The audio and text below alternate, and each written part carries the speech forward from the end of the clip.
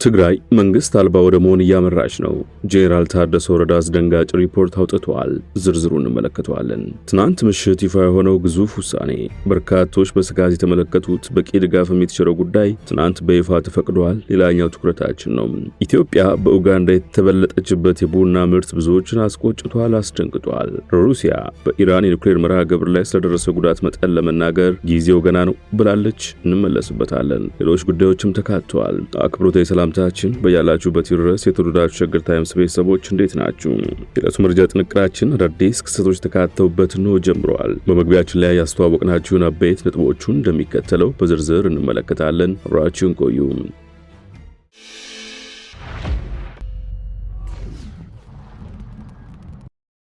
ወደ ቀዳሚ ጉዳያችን እናምራችሁ። ትግራይ መንግስት አልባ ወደ መሆን እያመራች ነው። ጄኔራል ታደሰ ወረደ አስደንጋጭ ሪፖርት አውጥተዋል። የትግራይ ክልል ጊዜያዊ አስተዳደር ፕሬዝዳንት ሌተናንት ጄኔራል ታደሰ ወረደ ክልላዊ መንግስታቸው በፋይናንስ ቀውስ ምክንያት ወደ ፍርሰት እያመራ መሆኑን ተናግረዋል። ፕሬዝዳንቱ በክልሉ ያለው ስር የሰደደ የፋይናንስ ቀውስ አፋጣኝ እርምጃ ካልተወሰደበት በቀር መንግስታቸውን ሊያፈርሰው እንደሚችል አስጠንቅቀዋል። በትግራይ ክልል ጊዜያዊ አስተዳደር ገቢዎች ቢሮ በተሰናዳው መድረክ ላይ ንግግር ያደረጉት ጄኔራል ታደሰ ደጋግመው ለፋይናንስ ቀውሱ በፍጥነት መፍትሄ ተበጀለት ወደ መንግስት የለሽነት ወይም ወደ መንግስታዊ ፍርሰት ሊያመራ እንደሚችል ምልክቶች እየታዩ ነው ብለዋል። ቢሮው በታክስ አሰባሰብና ተዛማጅ ችግሮች ዙሪያ ባዘጋጀው ውይይት ላይ መልእክታቸውን ያስተላለፉት ፕሬዝዳንቱም የትግራይ ፋይናንስ ተቋማት ለ2 ዓመት በቆየው ጦርነት ምክንያት ወድመዋል አሊያም ክፉኛ ተጎድተዋል ሲሉ ተናግረዋል። በዚህም የተነሳ ለወጣቶችና መዋዕለ ንዋይ አፍሳሾች ብድር መስጠት ካቆሙ ከራርመዋል ባይ ናቸው። አክለውም በርካታ ኢንቨስተሮች አሁን ላይ ውጥንቅጡ በወጣው የቢዝነስ ምህዳር ምክንያት የተበደሩትን እንኳን መክፈል ተስኗቸዋል ሲሉ ተደምጠዋል። ወቅታዊ ሰላምና ደህንነት ሁኔታም ኢኮኖሚው መልሶ እንዳያገግም የሀገር ውስጥና የውጭ ባለሀብቶች መጥተው መዋዕለ ንዋያቸው እንዳያፈሱ እንቅፋት ሆኗል ያሉት ታደሰ ችግሩን ለመፍታት ፖለቲካዊ መንገድ እንፈልጋለን ሲሉ ገልጸዋል። ባንኮች፣ አነስተኛና ጥቃቅን አበዳሪ ተቋማት ወጣቶችን እንዲደግፉ፣ አነስተኛ ስራ ፈጣሪዎችን ብድር የሚያገኙበት መንገድ እንዲሰፋላቸው ጥሪ አቅርበዋል። በመጨረሻም ያለንን ጥሪትና ወረት እዚህ ትግራይ መልሰን ኢንቨስት ማድረግ አለብን። ይህም ማለት ለወጣቶች ብድር የሚያገኙበትና የስራ ዕድል የሚፈጠርበት እድል እንዲመቻች ዳግም ጥሪ አስተላልፈዋል። የኢትዮጵያ ባንክ ዘርፍ ከትናንት ጀምሮ ለውጭ ባለሀብቶች ክፍት ሆነ። የኢትዮጵያ ብሔራዊ ባንክ የሀገሪቱን የባንክ ዘርፍ ለውጭ ተሳትፎ ክፍት የሚያደርግ አዲስ መመሪያን ትናንት ይፋ አድርጓል። የእርምጃ የኢትዮጵያን የፋይናንስ ዘርፍ ለውጭ ኢንቨስትመንት ክፍት ለማድረግ ሲደረግ የቆየው ጥረት የመጨረሻው ምዕራፍ ተደርጎ እንደሚወሰድ ተገልጿል። መመሪያ ቁጥር SBB/94/2025 ባለፉት አንድ ዓመት በተለያዩ ባለድርሻ አካላት በተደረጉ ሰፊ ውይይቶችና ምክክሮች ግብዓት ተደርጎ የተዘጋጀ መሆኑም ታውቋል። ይህ መመሪያ ከቅርብ ጊዜ ወዲህ በጸደቀው የባንክ ስራ አዋጅ መሰረት ሲሆን የሚያስፈልገውን የህግ ማዕቀፍ ማሟላቱም ተገልጿል። ይህ አዲሱ የፍቃድ አሰጣጥ መመሪያ ለመጀመሪያ ጊዜ የውጭ ባለሀብቶች፣ ባንኮችና ሌሎች ስትራቴጂካዊ ባለሀብቶችን ጨምሮ በኢትዮጵያ ባንክ ስርዓት ውስጥ እንዲሳተፉ ያስችላል ተብሏል። ብሔራዊ ባንክ ትናንት ሰኔ 18 ቀን 2017 ዓ.ም ባወጣው መግለጫ መመሪያው የውጭ ተዋንያን የባንክ ዘርፉ እንዲቀላቀሉባቸው በርካታ መንገዶችን ያቀርባል። ከነዚህ መካከል ቅርንጫፍ ባንኮችን፣ የውጭ ባንክ ቅርንጫፎችን ወይም የወኪል ቢሮዎችን ማቋቋም ይገኙበታል። ይህን ተከትሎ የኢትዮጵያ ብሔራዊ ባንክ የሀገሪቱን የባንክ ዘርፍ ለውጭ ተሳትፎ ክፍት መሆኑን የገለጸ ሲሆን የውጭ ባንኮችና ባለሀብቶችም ማመልከቻዎቻቸውን ከተጠቀሰበት ዕለት ጀምሮ ለብሔራዊ ባንክ ማቅረብ እንደሚችሉ አስታውቀዋል ሲል ካፒታል ዘግቧል።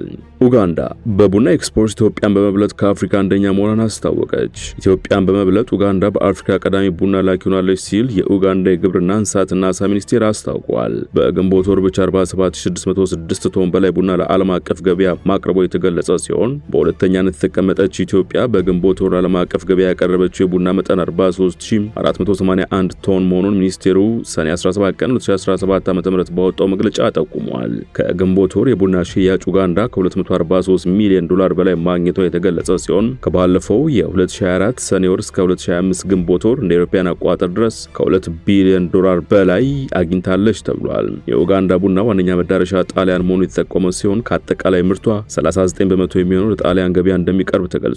ወደ ሌሎች የአፍሪካ ሀገራት የምትልከው የቡና መጠን ከምርቷ ውስጥ 18 በመቶ የሚሆነውን ብቻ ነው መባሉን የካታር ፔንዙዌላ ጋዜጣ ዘገባ ያሳያል። ኢትዮጵያ በተያዘው ዓመት 2017 10 ወራት 354302 ቶን ኤክስፖርት በማድረግ 1.868 ቢሊዮን ዶላር ገቢ አግኝታለች። ይህም በታሪኳ ከፍተኛውና የመጀመሪያው ነው ሲል የቡናና ሻይ ባለስልጣን መግለጹን ከዚህ ቀደም መዘገባችን ይታወሳል። ትግራይ ክልል አስቸኳይ ድጋፍ ጠየቀ።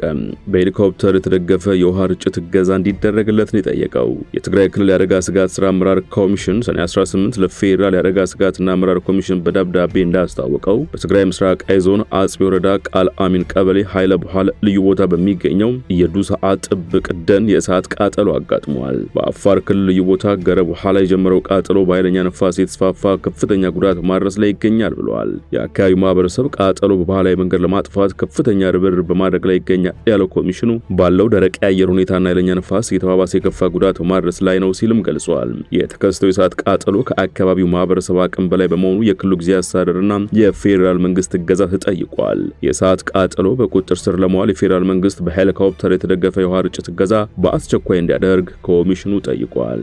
ከትግራይ ክልል ጋር በተገናኘ በትግራይ ክልል በስካሁኑ ሂደት 61 ሺህ የቀድሞ ታጣቂዎች ወደ ማህበረሰቡ እንዲቀላቀሉ ማድረጉን ብሔራዊ ተሃድሶ ኮሚሽን አስታወቀ። የብሔራዊ ተሃድሶ ምክትል ኮሚሽነር ብርጋዴር ጄኔራል ደረቤ መኩሪያ እንደገለጹት መጀመሪያው ምዕራፍ በትግራይ ክልል 75 ሺህ የቀድሞ ታጣቂዎችን ወደ ማህበረሰቡ ለመቀላቀል ታስቦ 48 ሺዎቹን መቀላቀል ተችሏል። ቀሪዎቹን በቀሩት 2 ወራት ለመቀላቀል ይሰራል ብለዋል። በተመሳሳይ አማራ፣ አፋር እና በኦሮሚያ ክልሎች 12 ሺህ የቀድሞ ታጣቂዎችን ወደ ማህበረሰብ የመቀላቀል ስራ ተሰርቷል ብለዋል። በዚህ ሂደት ውስጥ የክልሎች ተሳትፎ ከፍተኛ እንደነበረም ነው የተጠቆመው። የቀድሞ ታጣቂዎችን መልሶ የማቋቋም ስራው ከፍተኛ ወጪ እንደሚጠይቅ የገለጹት ምክትል ኮሚሽነሩም እስካሁን ለተደረገው ወደ ማህበረሰቡ የመቀላቀል ስራ 5.4 ቢሊዮን ብር ወጪ ተደርጓል ብለዋል። ለዚህም የፌዴራል መንግስትና አጋር አካላትን አመስግነዋል። ለስራው ማስፈጸሚያ 5.4 ቢሊዮን ብር ወጪ መደረጉም ነው የተገለጸው።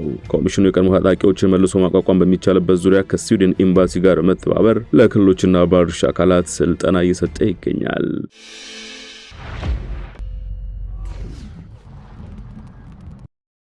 ወደ ውጭ ጉዳይ እናምራችሁ። ቤንያሚን ኔታንያሁ እኛን ለማጥፋት የሚፈልግን ኃይል አሸንፈን ሀገራችን መገንባት ጀምረናል አሉ። እኛን ለማጥፋት የሚፈልግን ኃይል አሸንፈናል፣ እናም አሁን ከጦርነቱ በኋላ ዳግም ሀገራችን የመገንባት ስራ ጀምረናል ሲሉም ገልጸዋል። የእስራኤሉ ጠቅላይ ሚኒስትር ቤንያሚን ኔታንያሁ እኛን ለማጥፋት በፈለገችው የክፋት ዘንግ ላይ ትልቅ ስኬትና ታላቅ ድል አድርጋለች ሲሉ በቅርቡ ከኢራን ጋር የገጠማትን ግጭት አስመልክተው መግለጫቸው ተናግረዋል ሲል አልጀዚራ ዘግቧል። ኔታንያሁ ትናንት ማምሻውን በሰጡት መግለጫ እስራኤል ከጦርነቱ በኋላ ያለውን የመልሶ ግንባታ ምዕራፍ መጀመሯን አረጋግጣለሁ ሲሉ ተደምጠዋል።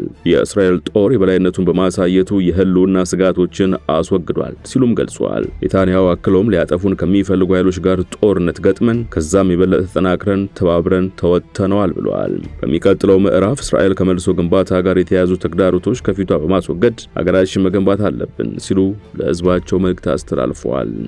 ሩሲያ በኢራን የኒውክሌር መርሃ ግብር ላይ ስለደረሰው የጉዳት መጠን ለመናገር ጊዜው ገና ነው ስትል ይፋ አደረገች። የክሬምሊን ቃል አቀባይ ዲሚትሪ ፔስኮቭ በኢራን የኒውክሌር መርሃ ግብር ላይ ስለደረሰው ጉዳት የሚወጡ እርስ በርስ የሚጋጩ ዘገባዎችን በተመለከተ ሲናገሩ አንድም ሰው እስካሁን ተጨባጭ መረጃ ያለው አይመስለኝም በማለት የጉዳቱ መጠን ለመናገር በጣም ገና ነው ሲሉ መመለሳቸውን ቢቢሲ ዘግቧል። ፔስኮቭ በኢራን የኒውክሌር መርሃ ግብር ላይ የተፈጸመው ጥቃት ሀገሪቱ የተባበሩት መንግስታት የኒውክሌር ተቆጣጣሪ ከሆነው ከዓለም አቀፉ አቶሚክ ኢነርጂ ኤጀንሲ ጋር ያላትን ትብብር እንድታቆም አስገድዷታል ብለዋል። ይህ ውሳኔ በኢራን ላይ ያለምንም ትንኮሳ የኒውክሌር ተቋማት ላይ የተሰነዘረው ጥቃት ቀጥተኛ ውጤት ነው ብለዋል። ፔስኮቭ አክሎም በዚህ ሁኔታ ኤጀንሲው መልካም ስም በጣም ተጎድቷል፣ ስለዚህ ይህ ሁኔታ ስጋትን ያጭራል ሲሉ መናገራቸውን ዘገባው አመልክቷል። የመረጃ ጥንቅራችን አበቃ። በያላችሁበት ሰናይ ጊዜ።